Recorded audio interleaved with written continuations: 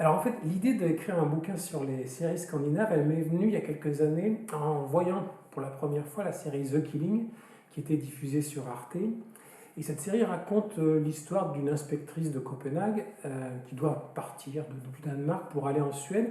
Et au dernier moment, elle est affectée sur une enquête sur le crime d'une adolescente qui est tuée dans des circonstances un peu atroces.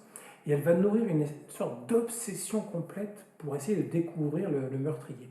Et là, en voyant cette série, tout d'un coup, c'est comme si un de mes vieux rêves était devenu réalité.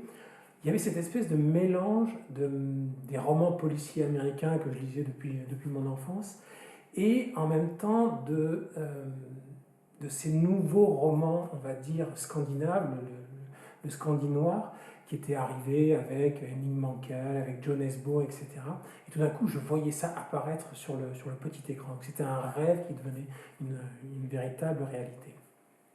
Et j'adorais cet univers, cette atmosphère, en fait, qu'on ne trouvait quasiment nulle part ailleurs, si ce n'est dans le film noir américain. C'est-à-dire il y a beaucoup de choses monochromes, beaucoup de scènes sont tournées de nuit, il y a un rythme relativement lent, et surtout, on trouve quelque chose d'assez intense et formidable dans les séries scandinaves, c'est que sous cette apparence de lenteur, ce côté un peu anodin de gens ordinaires, il y a une critique qui est extrêmement féroce de la société, alors, en l'occurrence de la société danoise, mais aussi de toutes les sociétés scandinaves.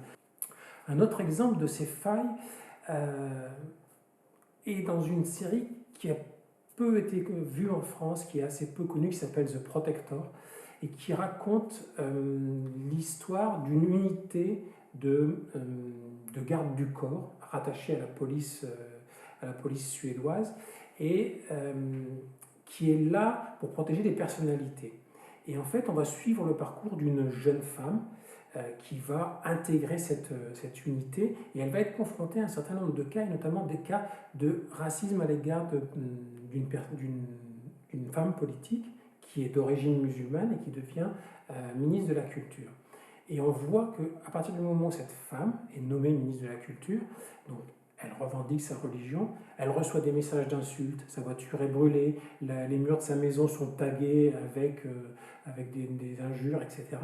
Et on comprend là aussi que même quand une femme exerce une fonction politique, et peut-être à plus forte raison quand elle exerce une fonction politique, elle est l'objet de ce ressentiment, voire même de cette haine, et voire de cette incompréhension. Donc, ce qui était montré dans la série, c'était que même pour une société ouverte, on va dire libérale, très tolérante, il reste des schémas, il reste des préjugés et voire des scléroses intellectuelles qui continuent à s'exprimer très fort.